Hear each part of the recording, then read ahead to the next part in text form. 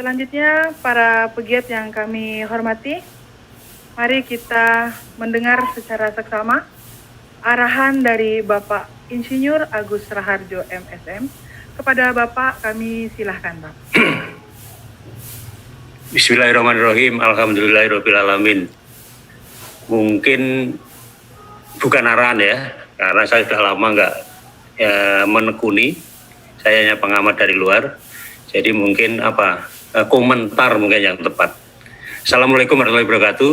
Salam sehat.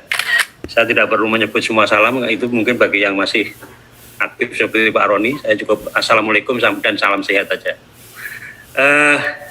Bapak Ibu yang saya hormati semuanya, baik dari Pak Roni, semua jajaran LKPP yang sudah pensiun maupun yang masih menjabat. Saya juga terharu tadi mendengar ada tayangan ternyata Pak Harrison itu sudah meninggal. Saya juga baru tahu. Kita juga barusan kehilangan Pak Jamaluddin Abu Bakar. Nah, ini mudah-mudahan menjadi semangat kita bahwa dulu mereka ikut berjuang dan mudah-mudahan tinggalan perjuangan mereka juga bisa kita teruskan. Sebetulnya kepada saya, terutama Mbak Ika dan Pak Nurwanti itu mengirimkan pertanyaan. Tapi sebelum saya jawab pertanyaan itu, ada baiknya kalau dari pengamatan saya yang di luar, kemudian ini nanti bisa di-follow up oleh teman-teman LKPP maupun teman-teman LPSE. Pertama yang saya amati adalah, kalau kita ditanya mengenai apakah sudah berhasil, apakah sudah sukses, jawabannya pasti di tengah-tengah. Ada yang sudah, tapi ada yang belum. Ya. Nah, karena tadi kan dari 2008 sampai sekarang kalau hanya 2.400 sekian triliun, itu pasti masih sangat kurang. Yang mestinya masuk di dalam sistem IPROK kita. Karena dulu waktu Pak Himawan masih menjabat, saya ingat Pak Himawan di mana-mana mestinya yang masuk tiap tahun itu 1.000 triliun gitu kan. Jadi kalau dari dulu sampai sekarang 2.400 triliun itu pasti masih sangat kurang. Kemudian juga pengamatan yang lain, kalau Anda cermati data di KPK, ternyata pengadaan itu masih ranking 2. Jadi yang pertama kejadiannya adalah mengenai suap, perizinan, gratifikasi dan yang lain. Yang kedua adalah pengadaan. Jadi itu adalah masih menjadi hal yang perlu kita perhatikan. Nah, saya kedua ingin mengamati ini. Kalau kita mengamati perkembangan procurement dari awal sampai hari ini, kalau teman-teman LKPP ingat 2008 pada waktu kita mengembangkan IPROK, kemudian berikutnya kita mengembangkan e-katalog, itu yang namanya Tokopedia, yang namanya Shopee dan yang lain-lain itu belum ada loh. Nah, coba pada waktu itu kemudian dibarengi dengan kebijakan pemerintah untuk membuat sistem pembayaran kita mirip dengan apa yang terjadi di Tokopedia dan yang lain, mungkin kita sudah mendahului mereka sebetulnya.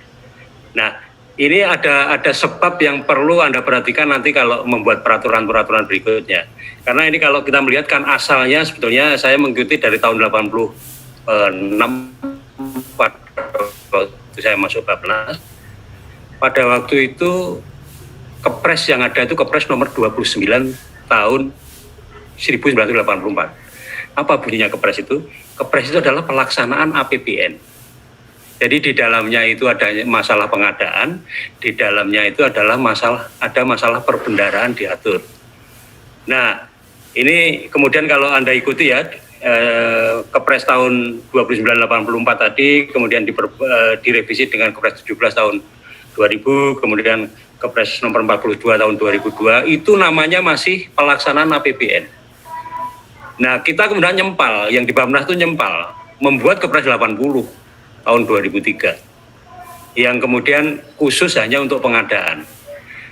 Sebetulnya tidak, penyempalan ini boleh, tapi kemudian yang pengaturan perbendaharaan juga harus dalam waktu yang sama disesuaikan.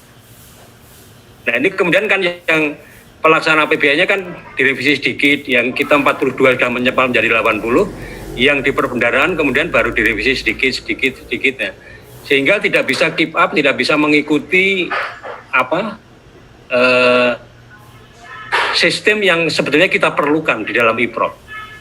Nah, oleh karena itu nanti ke depan kalau Anda merancang sesuatu, mari kita kemudian mengajak dengan sangat suatu keharusan bahwa yang namanya perbendaraannya pun, yang namanya tata kelola keuangan pun, bagaimana membayar, bagaimana mengalokasikan dengan baik, bagaimana monitoringnya, itu kemudian harus sejalan dengan perpres pengadaannya. Nah, hari ini kan kita masih menyaksikan kan, itu belum terjadi dengan baik. Oleh karena itu perbaikan ini ke depan bahwa aturan yang baru itu harus diikuti dengan perubahan aturan di dalam pelaksanaan perbendaraannya, itu juga harus dilakukan. Nah, kemudian yang berikutnya yang saya amati, ada pertanyaan mengenai bagaimana sikap teman-teman LPSE. Yang sering kita amati, teman-teman ini kan tidak bisa independen betul. Ya, bayangkan kalau di daerah kemudian bosnya adalah political appointee yang kemudian diangkat melalui pemilu, dan pemilu biasanya menghabiskan dana yang sangat besar. Kemudian kita menyadari bahwa pasti dia tidak leluasa. Nah, itu yang kemudian pengamatan kita kan berikutnya setelah Kepres 80 ada perbaikan terus menerus ya. Terakhir saya sudah tidak mengikuti lagi, kalau nggak salah Kepres 16 atau berapa tahun 2018.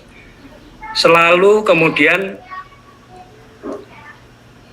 ada celah yang selalu dicari, dan kemudian selalu menggunakan celah itu untuk mengakali peraturan yang ada.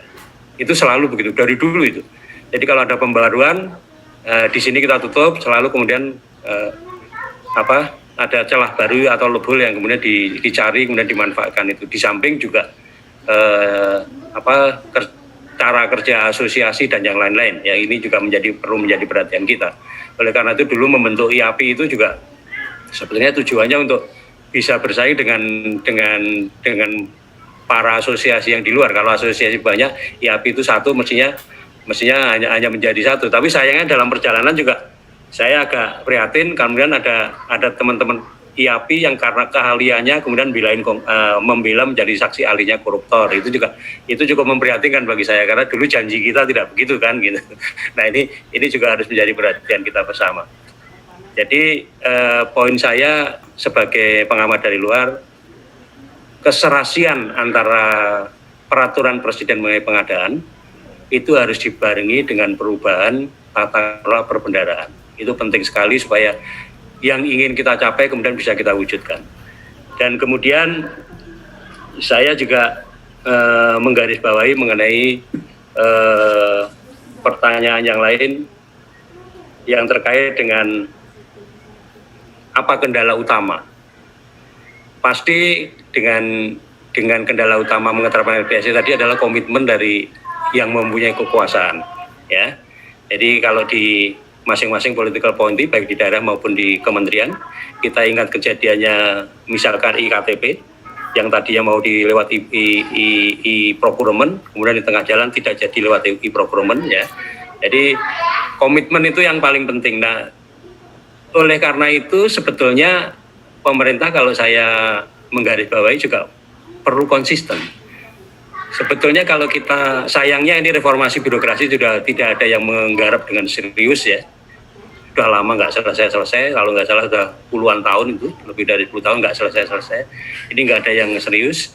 Sebetulnya kan mulai dipikirkan juga mengenai kalau yang maunya independen untuk tenaga keuangan, kan konsep desentralisasi dulu kan ada 4 urusan yang kemudian tidak kita daerahkan, yaitu keuangan, hukum, agama, dan pertahanan keamanan.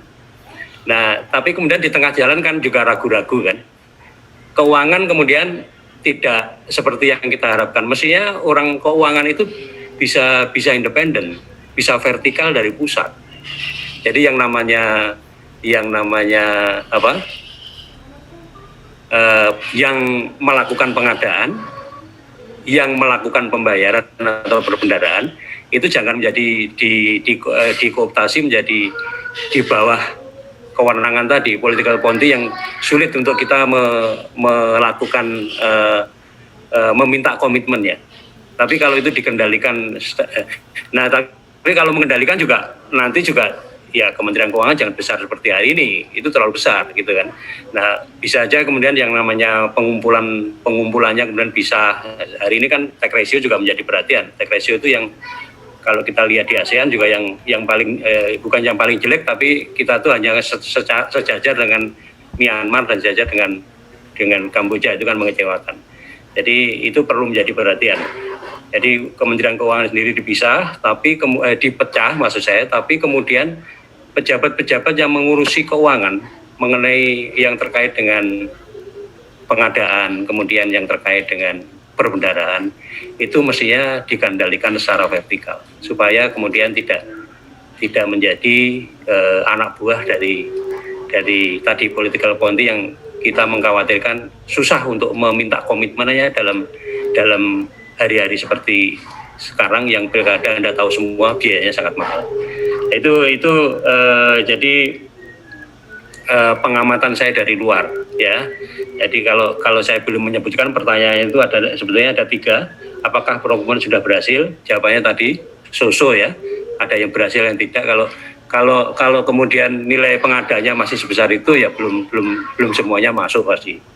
Karena dari 2.500 APBN mestinya setiap tahun itu tidak kurang dari 1.000 triliun yang bisa masuk, itu sudah digaungkan oleh Pak Himawan lama sekali. Kemudian apakah kendala utama? Kalau saya kendala utamanya ya komitmen pimpinannya. Itu yang penting. Nah, tadi usulannya kalau supaya komitmen pimpinannya itu bisa ada counternya, ada baiknya kalau kemudian kita kembali ke desentralisasi dan otonomi dulu, bahwa sebetulnya urusan keuangan itu urusan yang jangan dikooptasi oleh pejabat-pejabat yang tidak diharapkan tadi. Kemudian harapannya untuk para pegiat LPSE sebetulnya. Nah, kalau pertanyaan terakhir ini, ya saya sarannya sebagai pengamat ya berhenti mencari celah.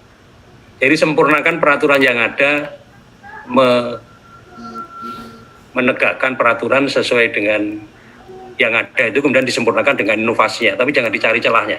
Kalau cari celahnya selalu peraturan itu ada, dan selalu peraturan yang baru tidak bisa menutup semua celah.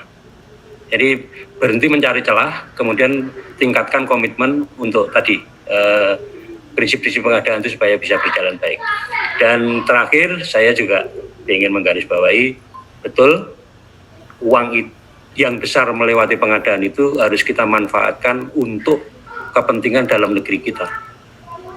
Jadi industri dalam negeri, usaha kecil, dan yang lain-lain itu harus menjadi urusan kita untuk kemudian menjadikan